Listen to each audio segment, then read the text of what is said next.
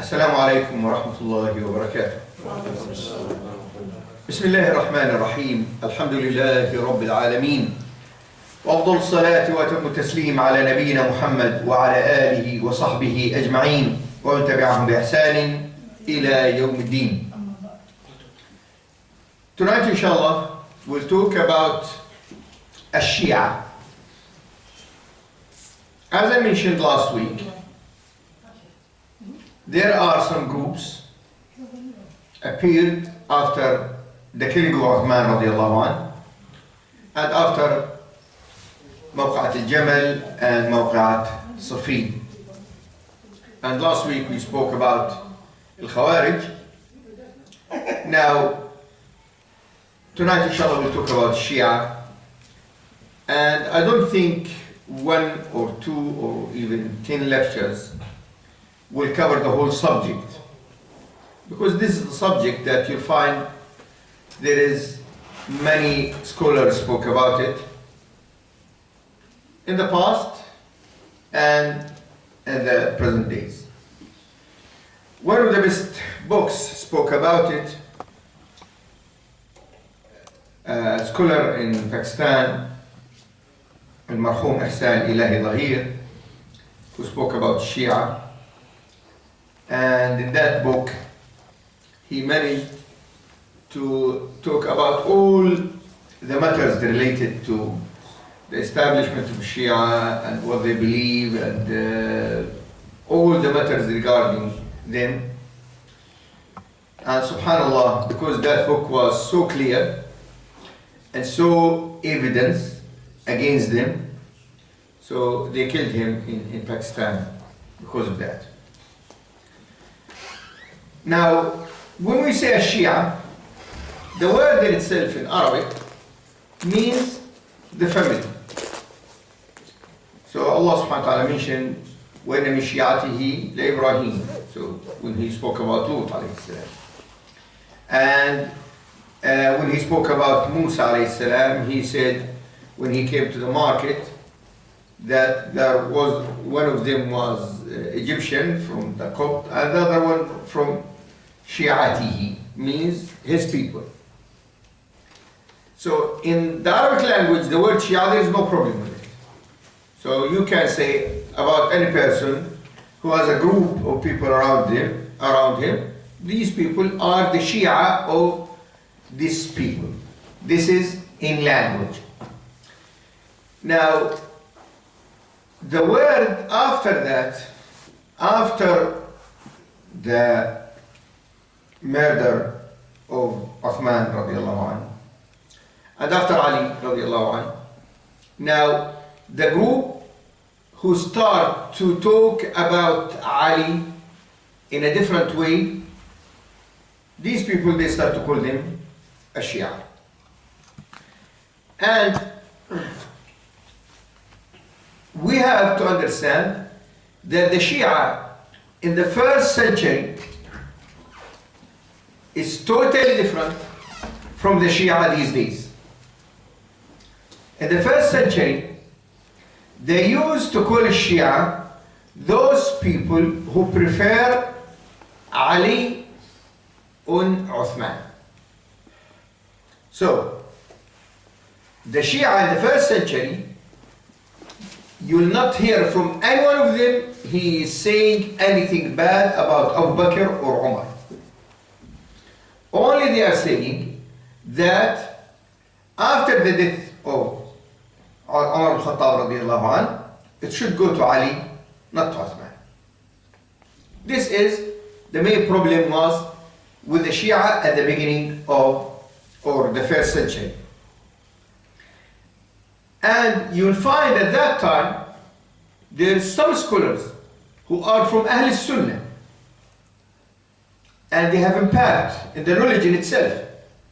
They were among these who understand just Shia, or they call them Shia, because of their opinion about Ali and Uthman. And Imam al-Dhahabi, when he spoke about this matter, he said, if we'd like to take off all those who called Shia at that time, So we lose a lot of work and a lot of knowledge. Now after that, there started to be a change. And the change happened actually in the year 121. When the Imam at that time of the Shia was Zayd bin Ali bin Abi Taalib radiallahu anhu. And Zayd bin Ali, he, as most of the Shia at that time, he doesn't accept that Al-Umayyun, Bani Umayyah, can rule. They still believe that Ahlul Bayt must be the rulers. So Zayd bin Ali ibn Abi Talib radiallahu anh, he made a rebellion against Hisham bin Abdul Malik. And there was a lot of people with him from those who at that time still called Shia. And he noticed that some of those who are following him, they are swearing at Abu Bakr and Umar. And he didn't accept that at all. How can you swear at Abu Bakr and Umar? And he said, I cannot say that I am bari, I have nothing to do with Abu Bakr or Umar. No. We say Abu Bakr and Umar, they are Sahaba, they are our leaders. We have nothing wrong about them. So that group who used to swear at Abu Bakr and Umar radiallahu anhu, they said, no, we cannot follow you. So Zayd bin Ali radiallahu anhu, he said, these people rejected us. Rafaduna. They called them from that time Ar-Rafida. So Rafida actually started year 121, and the one who called them Rafida is Zayd bin Ali radiallahu anhu. Now Ar-Rafida themselves, as many of the scholars they call them, they said they are part of those who call themselves Shia. And those who claim that they love Ahlul Bayt, but when you look at what they believe, what they do, as Imam al-Dhahabi said, al-kadhibu shi'ar. What they do all the time is lying. So you find them lying in the narration, lying in their claims, lying in everything. وَالتَّقِيَةُ وَالنِّفَاقُ دِثَارُهُمْ. And they use a rule called التقية. What التقية means? That I don't have to tell you what I believe. So I just come to this area, I come to this masjid, find this masjid Sunni, I claim to be Sunni. I go to other masjid, they are Sufi, they claim to be Sufi. Go to other one, they are anything, they consider themselves anything. So this is taqiyya, they don't declare what they believe.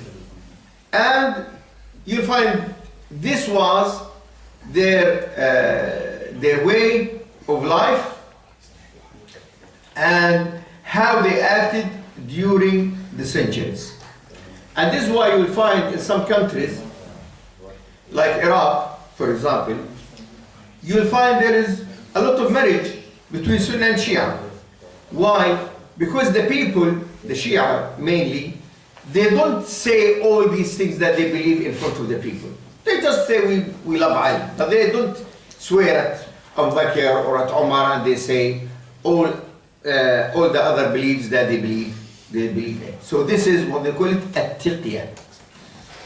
And an-nifaq, hypocrisy. So you'll find them with every ruler, they are using hypocrisy, trying to achieve their aims and targets. Doesn't matter if these targets are right or not, and they use every possible tool to achieve what they do. Now, when we come to the Shia, we can divide them in 3 types. The first type, which we call them al-ghula, that extremists. The extremists, they are saying Ali is God. And I know, for example, that the Nusayriya, who's in Syria, and Bashar al-Assad with them, they are saying Ali is God. And even they say about Abdurrahman ibn Muljim, the one who killed Ali ibn Abi Taalib, they said Ali ibn Abdurrahman ibn Muljim radiyallahu anhu, may Allah bless him. They say why? Because they said Abdurrahman ibn Muljim, he managed to divide the spiritual part of Ali from the physical part. So this is why he is the one that he done a great job in the Islamic history, because now the physical we don't need it, but the spiritual is there, and they are actually worshipping Ali. And the Fatimiyun, who used to be in Egypt, they are following the same idea, and they are considering those who are ruling according to Ali, they are gods themselves. This is what they call them al-ghula. And we'll come, inshallah, later to see who established this. The second part, or the second group of Shia, are Rafida.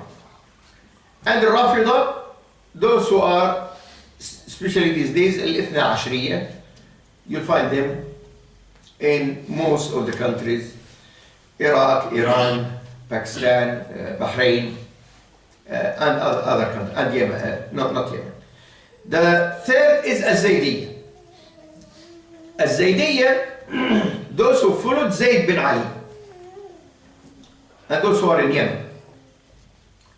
So those in Yemen, they are part of the Shia, but they don't believe in the same way that Al-Ithna Ashriya believe in. They like each other, they love each other, they have connections, which we saw clearly in the last few months when you see the support that Iran giving to Al-Houthiyyin in Yemen, which is they are the same. And you can see even how Hezbollah in Lebanon, they are supporting Bashar al-Assad, because Nusayrin is part of the Shia. So you will find Shia, yes, they are different. There is Ghula, there is Zaydiyya, there is Rafida, but when it comes to be against Ahl Sunnah, they become one body, and they support each other. Who is the first one called for Tashayyu? The first one called to a Shia was Abdullah ibn Saba. And Abdullah ibn Saba is a black man. His mother is a black, and he was born from a black woman, and he and his mother was Jew. And he became, or claimed to be, a Muslim. And that person, he started to call for very strange ideas. The first idea he started with was al-Raja. Al-Raja means that the person can come back again. And he relied on what we believe, that Isa alayhi salam will come back at the end of the time. And there is ayahs in the Quran and there is a hadith saying that Isa alayhi salam is coming back. So his idea, what he said, if Isa is coming back, why Muhammad doesn't come back? So Muhammad is better than Isa. So why do you believe that Isa is coming back and Muhammad is not coming back? This was the main. And you'll find at that time there is people start to believe what he's saying, because the area that he started to spread his strange ideas was new Muslim countries, which is Egypt and Iraq. We have to remember that these areas was conquered in the time of Umar al-Khattab radiallahu anhu, and still the people, still new Muslims, and the knowledge is not that much in that areas. Remember, especially Egypt and Iraq. So Egypt, most of the people there were Copt, and we know the Christians, they believe that Al-Masih alayhi salam will come back. And so it was easy for them to understand or to read what he's saying. And in Iraq, also the people who are believing in the other opinions, Zarathustra and they believe in the reincarnation, that your soul, when it leaves, it goes to other person. So he, Abdullah ibn Saba, started with this. When he found that there is some people believed in him, and all the time he didn't talk about these things in public. He go secretly, group of people here, individual there. So when he found that there are some people believe in what he's saying, then he started to call for a new thing, which is al-wasiyyah. That Musa alayhi salam, he gave wasiyyah, a will, to Harun. So why, and there is hadith, Nabi sallallahu alayhi wa sallam said to Ali radiallahu anhu, Anta minni bimanzilat Harun min Musa. So you are similar to Harun regarding Musa alayhi salam. So they said, the Nabi sallallahu alayhi wa sallam here is saying that Ali is al-wasi, and they are relying on not authentic hadith, which is hadith al-Ghadir, that the Nabi sallallahu alayhi wa sallam, he said that Ali will be after him. So he said, Ali is al-wasi, and Nabi sallallahu alayhi wa sallam gave him the will or the authority to be the Khalifa after him, and Abu Bakr and Umar and Uthman, they didn't fulfill this will. And because of this, they are kuffar. Because they denied an important thing in Islam.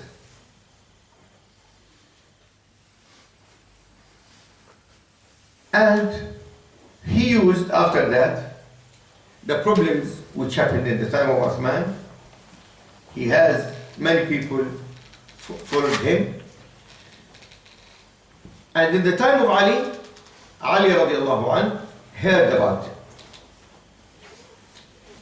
And authentic narration saying that Ali radiallahu anhu was in the masjid giving the khutbah, and they said to him, there is people outside. He said to them, why you are outside? They said, you are our Lord. They said to him, how do you say I am your Lord? They said, yes, you are. And he said to them, I'll give you 3 days to make tawbah. This is not right, I cannot accept this. And after 3 days, when they insisted on this, Ali radiallahu anhu burned him. And Abdullah ibn Abbas radiallahu anhu, when he heard that Ali ibn Abi Taalib radiallahu anhu burned him, he said, if Ali ibn Abi Taalib radiallahu anhu asked me or asked my advice, then I will say to him, don't burn anyone, because the Nabi sallallahu alayhi wa sallam, he said, إِنَّهُ لَا يُعَذِّبْ بِالنَّارِ إِلَّا رَبُّنَا. No one is allowed to burn with fire except the Lord of the fire. Now here, some of the narrations saying that Abdullah ibn Saba was among those who was burned when they made this kufr.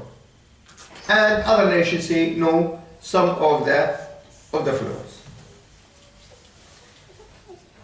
So we'll find here that Abdullah ibn Saba, he's the first one who said about Tawqif al-Wasiyya, about Raj'a, that he's coming back.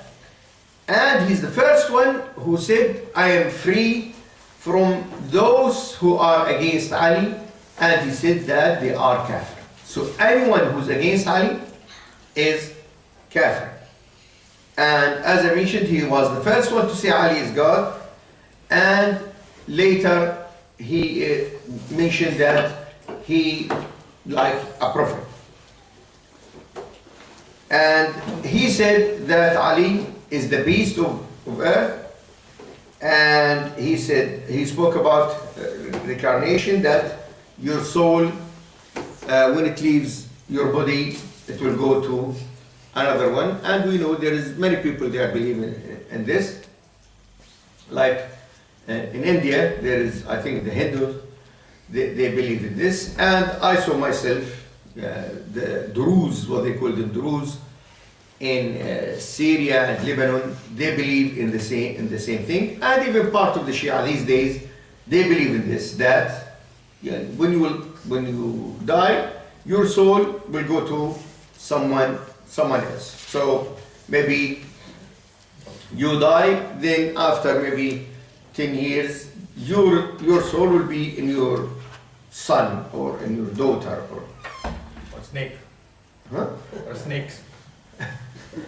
Yes, I think in India it is worse. They said even it goes to the snakes and mouse. So I heard one, they said don't kill any mice because it might be that mice has the soul of your grandfather or something. Now, where the Shia get their knowledge from? The main book for the Shia, which is for them better than the Quran, better than Bukhari, better than Muslim, better than any other book, is a book called Al-Kafi. Al-Kafi is like Al-Bukhari and Muslim. And they have narrations, and all the chain is Ahlul Bayt, must be Ahlul Bayt, because if the narration has any narrator not from Ahlul Bayt, so it is irrelevant. Yeah, it has no weight at all. And you'll find most of their narrations end with Ahlul Bayt. So it doesn't go to Muhammad sallallahu alayhi wa sallam. Obviously there is some of these narrations go to Muhammad alayhi salatu wasalam, and sometimes they stop. And I was watching a video 2 days ago, and the speaker, he said, the Prophet sallallahu alayhi wa sallam, he said, no one will cross the Sirat without the permission of Ali. So someone, he said to him, what about the Prophet himself? He said, yes, even the Prophet, he needs permission. And how come the Prophet ﷺ saying that you need a permission from Ali, then the Prophet himself needs a permission? Today I saw a video saying that when you say Ya Allah, Ahl Sunnah saying, when you say Ya Allah, this is Tawheed. And if we say Ya Ali, they say this is shirk. And he's saying, but the truth is, when you say Ya Allah without Ali, this is shirk. But when you say Ya Ali in itself, this is the pure Tawheed. This is how the kufr is there these days. And believe me, brothers, when you see a lot of videos that they are talking about it and talking about Ahl Sunnah, and you will feel disgusted, and you see how these people believe in these things and how these massive masses, when they mention something, they start all of them crying and think, and some of them jump. And what he's saying is absolutely false. In their books, they are saying that this principle that they established, the Wasiyya, is part of the deen. And in this book, Al-Kafi, he said, ولاية علي مكتوبة في جميع صحف الأنبياء. The wilayah of Ali is written in all the books of the previous prophets. So Nuh, Ibrahim alayhi salam, Musa alayhi salam, Isa, all of them, they have one message. Muhammad is the Prophet sallallahu alaihi wasallam, and Ali is al-Wasi. That he must be the one after him. And he said, this is al-Kafi, that Allah subhanahu wa ta'ala didn't send any prophet but with the prophet called of Muhammad sallallahu alaihi wasallam and the wasiyah لعلي, that Ali will be the Khalifa after him.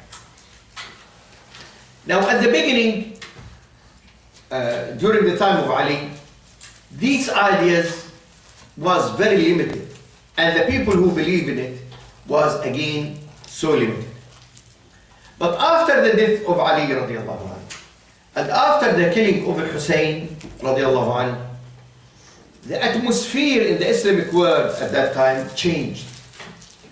And the people, they believed now, and that's true, that Ahlul Bayt been oppressed.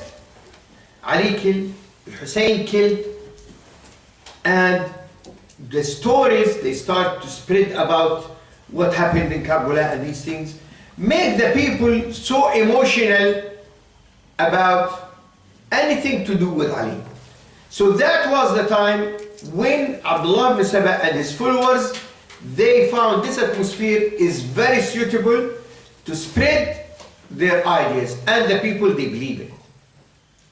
So the atmosphere after the death of Ali, the death of Hussein radiallahu anh, was very good opportunity for them, and the people start to believe it.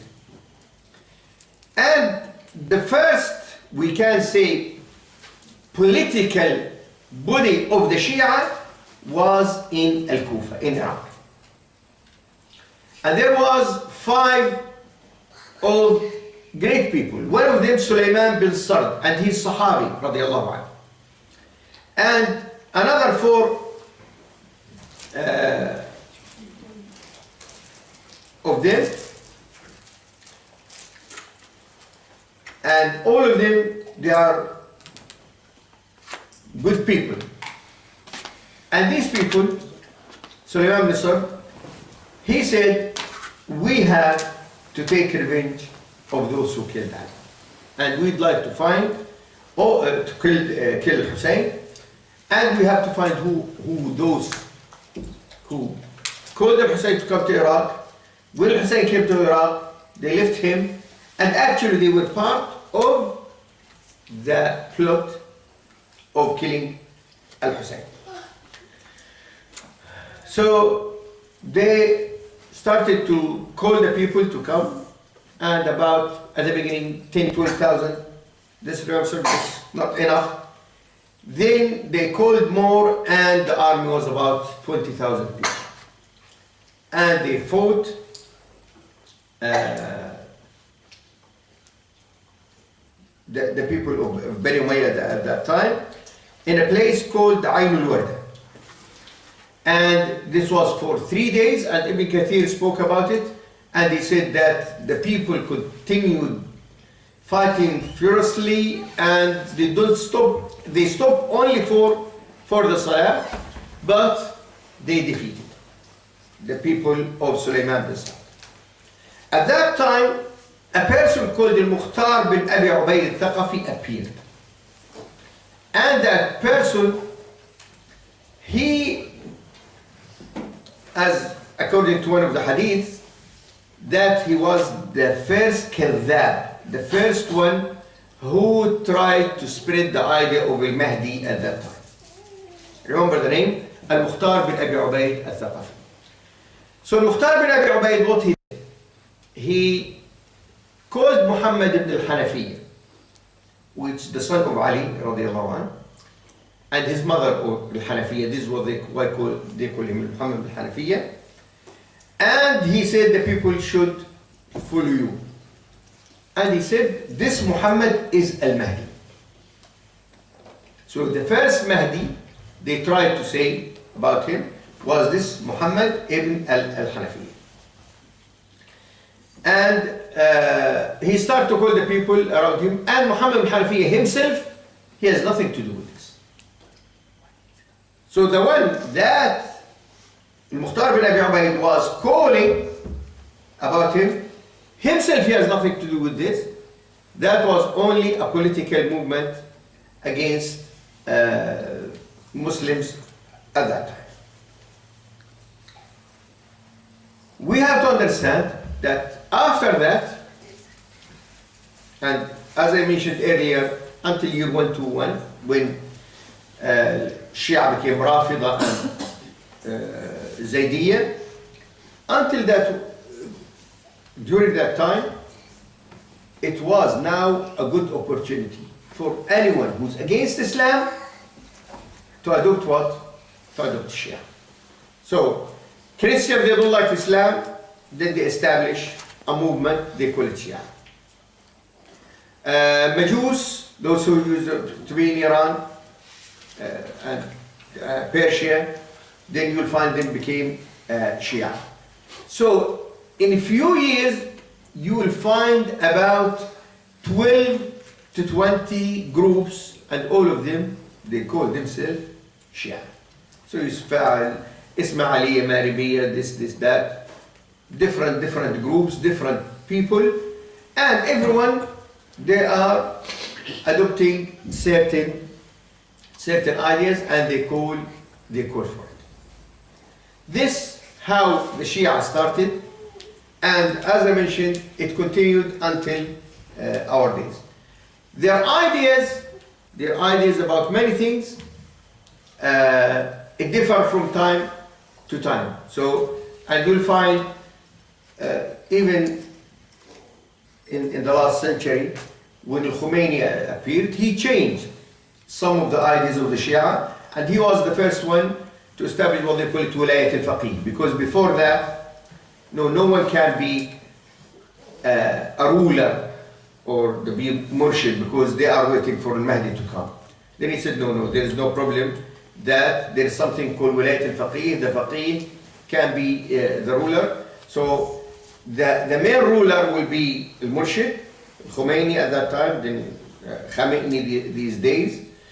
And the others, like the ruler now, Rouhani or Najad before, these people they are just running the country, running the daily affairs. But the main thing in the country, who's ruling, actually, is Khamenei.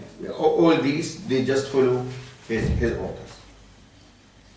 What are the main things that Shia believe in? The first, the most important thing that the Shia believe in is al-Imamah.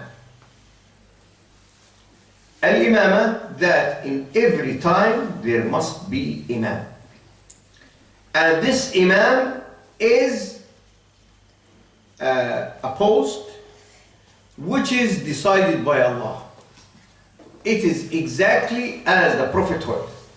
Yani, every time there will be, when there is prophet, then after that there will be Imam. And one of those who are President Muhammad Hussein al-Kashf al-Ghita said, Al-Imama mansib ilahi kan-nubuwwa. So Imama is a post from Allah exactly like the prophethood. And as Allah chose Muhammad, Musa, chose these to be prophets, the same, He chose Ali, al-Hasan, Hussein to be Imams. And he, in Al-Kafi they said, there is many, maybe about 20 to 30 narration saying that Al-Imamah is the most important pillar of Islam. So when he say, when you ask them, this is Al-Kafi, if you ask them, what are the pillars of Islam? They say, Salah, Zakah, Al-Hajj, Al-Sawm, Al-Imamah. There is no Shahadatin. So for us we say, Shahada, Salah, Siyam, Zakah, Al-Hajj. Or Shahada, Salah, Zakah, Hajj, Sawm. But for them, Shahada is not a pillar.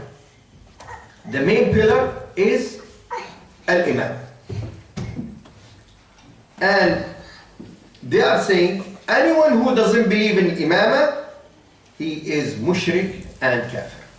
So if you don't believe in Al-Imamah, you are mushrik or kafir.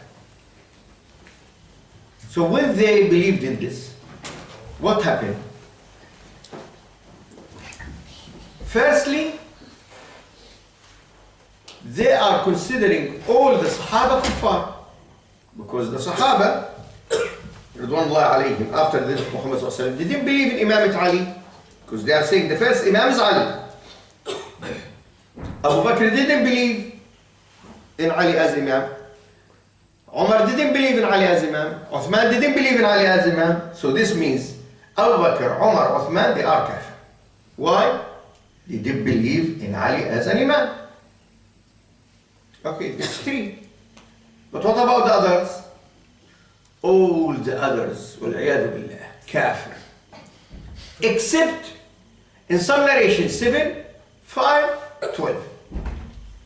But all of them, they agree on Ali, al-Miqdad, Salman, Abu Dharr, and Ammar in some narrations. These are not kafir, because they believed in Imam Ali, as they are saying. So every other Sahabi was there, they are what? Kafir. Kafir.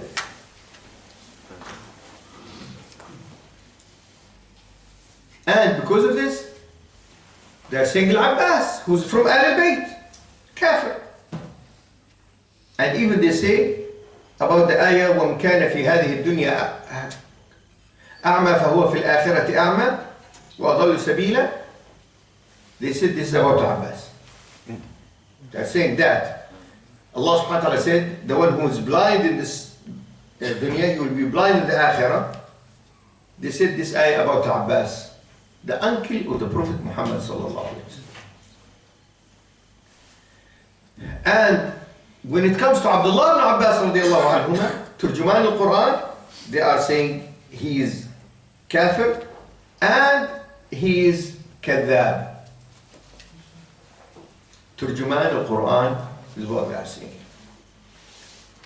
So now, according to them, the Sahaba kafir. Let us talk now about the family of the Prophet sallallahu alaihi wasallam. We know the Prophet sallallahu alaihi wasallam has daughters. They are saying no.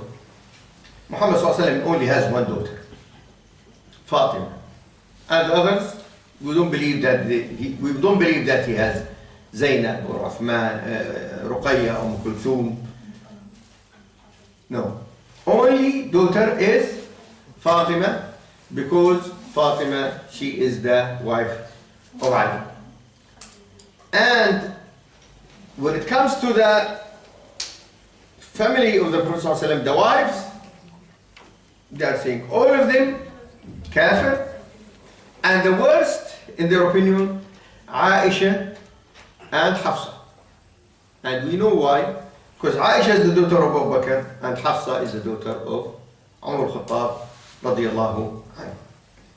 And I read myself in two books made by a Tunisian person called Tijani, something, Muhammad Tijani. And his book, two books, one of them he said ثم اهتديت, and the other one called فاسألوا أهل الذكر. In these two books, he's talking very harshly about Aisha radiallahu anha and about Hafsa radiallahu anha, all the other Sahaba ridwanullahi alayhi. And I heard, or I watched a video by that person, and he said, the Lord that the Ahlul Sunnah believe in is not our Lord. He said to him, why? He said, the Lord who's saying that Abu Taalib in hellfire and Abu Sufyan in Jannah He's not our Lord. He's your Lord. And this is what I watched him.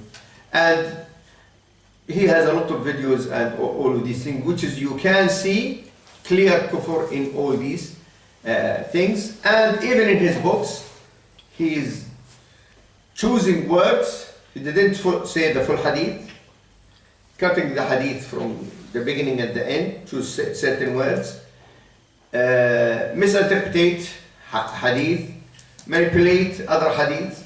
He trying to prove his point, and he said before he went to Iraq he was misguided. Then when he went to Iraq and mixed with mullahs there, then he saw the truth and he started to call for his new religion, and he considered that all other Muslims, obviously, who's not Shia, all of them, they are kafir. What they say also, they say all Khulafa al-Muslim, all of them, from Umar, from Abu Bakr, until today, they are kafir. So they don't believe in any Muslim Khalifa during the Islamic history. And they consider all the rulers, they are tawaghit. And they consider all the Muslim countries that it is dar kufr.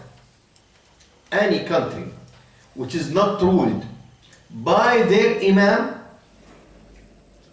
is dar kufr. You cannot live in it, you cannot stay in it, and it is allowed to attack it and make them sabi and kill them and everything. And we can see this is, brothers and sisters, we can see this clearly. And if any Muslim these days, they have doubts about what we are saying about Shia, let him see what's going on in Iraq particularly, and in Yemen. But in Iraq, it's more clear. And this is recorded these days by the United Nations. In 5 minutes, I'll tell you the story, what happened. At the beginning, or maybe in October, September last year, started this ISIS to appear very strong in Iraq. And they occupied Mosul.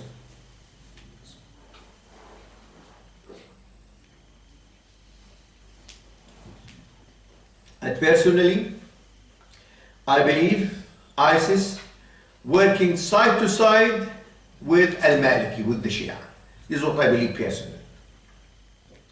And I believe that ISIS created by Iran to kill or to do a lot of massacres, ethnic cleansing in Iraq.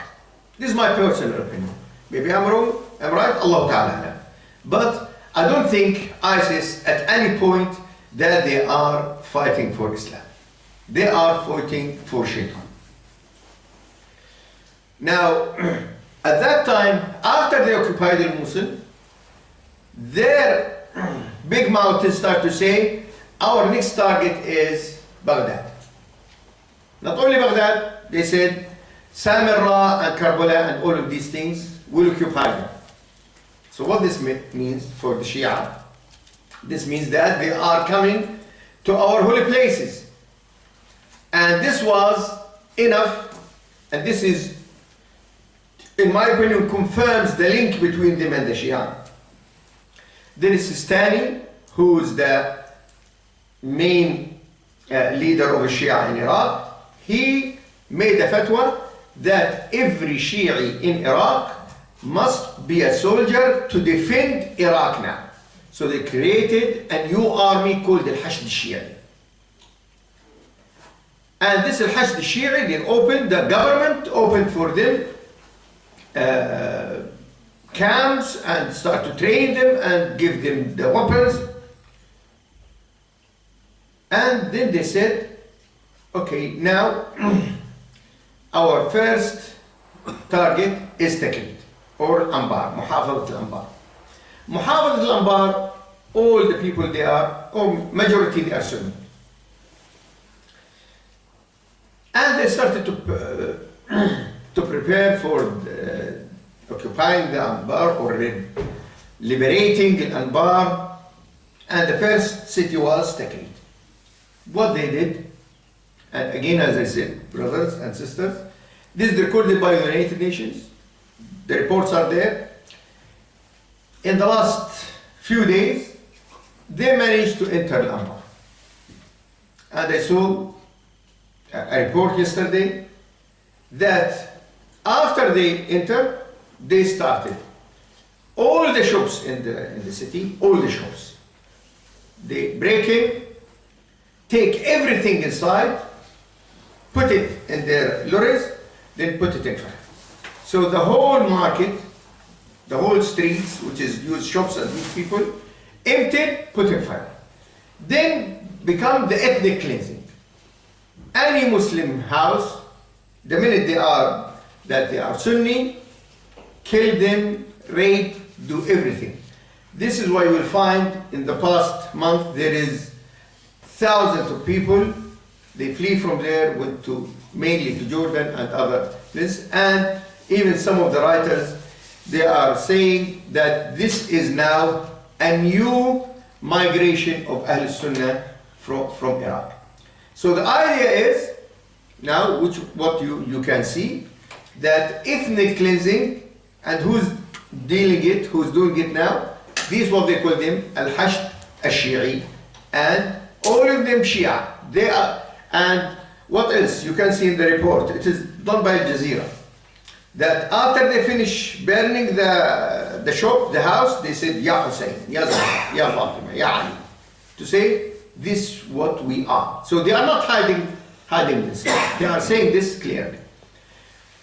So we are saying that when in their original ideas that they are against Ahl Sunnah and they are considering all Muslims, other Muslims are kafir, now it's clear because you'll find some scholars or some Islamic thoughters, that people who consider them that they are wise people, they say, Ya akhi, why you keep talking about Ahl Sunnah and the Shia and this problem? We are brothers and we must come together and we must... Ya akhi, how? Tell me how.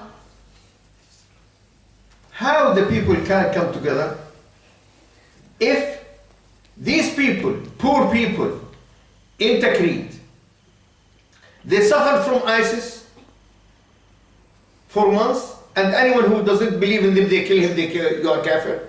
Then from kafir according to ISIS, they became kafir according to Hashd al-Shia. And the same is happening in Yemen. The same scenario. When Houthiyyin entered Sana'a, they done the same. Now they managed to enter Aden, they are doing the same. Wherever they go, they kill Ahl Sunnah. So you can see clearly, this is what they believe. In the past, they used to say about other countries, they say, Ahl Sham sharrun min ar-Rum. The people of Syria is worse than the Romans. Ahl al-Madinah sharrun min Ahl Makkah. Ahl Makkah, the people of Makkah is worse than the people of Medina, worse than the people of Makkah. And they are saying, Ahl Makkah yakfuruna billahi jahra. And the people of Makkah, they are committing kufr against Allah openly. This is their opinion about these areas, Sham. And when it comes to Egypt, they are saying Egypt is the worst place and the place of shaitan and so on. This is what they believe in the countries, and this is what they believe in all the leaders. So we can see here, they are saying that all the Sahaba kafir, Ahl al-Bayt kafir, the wives of the Prophet sallallahu alaihi wasallam kafir. Now the ulama, when it comes talk to about ulama al-ummah, the scholars, Shafi'i, Ahmad ibn Hanbal, Abu Hanifa, Sufyan al-Thawri, they used to say, why are the people going around listening to Sufyan al-Thawri, one of the great scholars, and why they go to seek knowledge from them, the false knowledge, and leave us? They should come to us and seek the knowledge. And when it comes to the judges, they are saying all the judges are kuffar. And it is not halal, in their opinion, to go to any of the judges who are in the Muslim countries, because these people, they are kuffar. And here, when you look at their history, at their imams, because they consider Ali is the first one, then Al-Hassan, then Al-Hussein, then Ali ibn Hussein, then after that Ja'far Muhammad, then Musa ibn Ja'far, then Rida, then the last one is Al-Askari. These people, if they are imam, why they learn from other people if he's imam? And Allah chose him to be imam. Why he's going to learn from other people? What's the point? And Ja'far al-Sadiq is a scholar. He's a scholar. And he studied with many of the scholars at his time. So how Ja'far is imam and he's given this position by Allah, and then after that he will listen to maybe Ahmad or listen to Al-Bukhari or someone else. How? Then after they are saying all of these things, they are saying these A'imma has Usma. But before I move to this, I missed one point, that this al-wilaya, which is when they believed in it, then it cancelled or made kafir every other Muslim. Why Allah subhanahu wa ta'ala didn't mention it clearly in the Quran? Yani, how can we believe that Allah subhanahu wa ta'ala will talk about the details of the salah, of fasting, of zakah, of talaq, divorce, zawaj? Yani Allah subhanahu wa ta'ala talks about the details of these things, and He will not mention al-wilaya? How? Yani Allah subhanahu wa ta'ala said, مَا فَرَطْنَا فِي الْكِتَابِ مِنْ شَيْءٍ. There is nothing important, very important in the deen of Islam, but mention the Quran. How Allah subhanahu wa ta'ala will not mention this al-wilaya clearly? They are trying to, as I mentioned, manipulate some ayahs, interpretate some ayahs, but doesn't talk clearly. Now something like this, if it is true, Allah subhanahu wa ta'ala will not mention it but while talking about something else. So Allah subhanahu wa ta'ala talked about Tawheed. He said, إِلَهُكُمْ إِلَهٌ وَاحِدٌ. He said that every prophet came before you, Muhammad sallallahu alayhi wa sallam, he called for one, لا إله إلا أنا فاعبدون. So Tawheed, clear. الصلاة, أقيم الصلاة, الذين يقيمون الصلاة. So clear. الزكاة, clear in the Quran. You find many ayahs talks about يقيمون الصلاة ويؤتون الزكاة أقاموا الصلاة وآتوا الزكاة. حج ولله على الناس حج البيت من استطاع إليه سبيلا. صيام شهر رمضان الذي أنزل فيه القرآن هدى للناس وبينات من الهدى والفرقان فمن شهد منكم الشهر فليصم. So all the pillars of Islam clear. Yani Allah subhanahu wa ta'ala didn't talk about any pillar of these pillars of Islam indirect. or it needs someone comes after 1,000 years or 300 years to say, Allah meant by that what we believe in. Subhanallah. Did Allah subhanahu wa ta'ala came to you at night and said to you, okay, Muhammad and the Sahaba didn't understand this, but you, mashallah alayk, you will understand. Who on earth can claim Allah meant that? Yet Allah subhanahu wa ta'ala is unable to clear something very, very important like this. You are saying it is part of the deen, which is one pillar of the Islam. He doesn't mention it in the Quran, and you came to write a book called the Kaf and say Allah meant by that, and say Allah subhanahu wa ta'ala said to Ibrahim, وَإِذْ قَالَ إِنِّي جَعَلُكَ لِلنَّاسِ إِمَامًا وإذ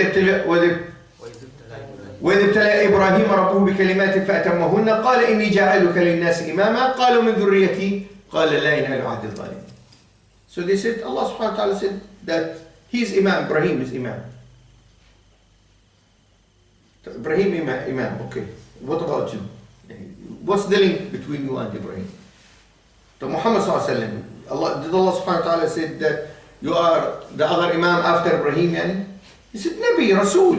Ya ayyuha Nabi, ya ayyuha Rasul. Allah subhanahu wa ta'ala, this is what he called it. And this belief in wilaya caused them to say something else, which is al-isma. What do we mean by al-isma? Al-isma, that these imams cannot do anything wrong. Everything they do, everything they say is absolutely right. They cannot commit any type of sin, minor or major. And everything they say is legislation. Everything they say is from Allah subhanahu wa ta'ala. And this is something they put themselves in a situation that they find themselves, they cannot answer many questions. And this isma, it wasn't at the beginning. According to some of the scholars, started maybe 300 years after the hijrah of Muhammad sallallahu alaihi wasallam. Because, for example, we believe that if you make sahw in the salah, forget something, then you do sujood sahw. They say no, there's no sujood sahw. How Muhammad sallallahu alaihi wasallam will make sahw? How he will forget? He's a prophet. How he can forget? And this is what they are saying now. You know, in the first 200 years, no, they are saying, okay, these sahw, these mistakes can happen. But if they are saying that these if Ali radiallahu anhu, the first imam, is wali and imam and ma'soom, what's the point of sending Muhammad sallallahu alaihi wasallam? And because he's ma'soom, everything is there. So he can, Allah subhanahu wa ta'ala, easily choose Ali and that's finish the story. If he's wali and he's ma'soom. And if he is ma'soom, Ali radiallahu anhu, why problems happened to him? Why he was killed?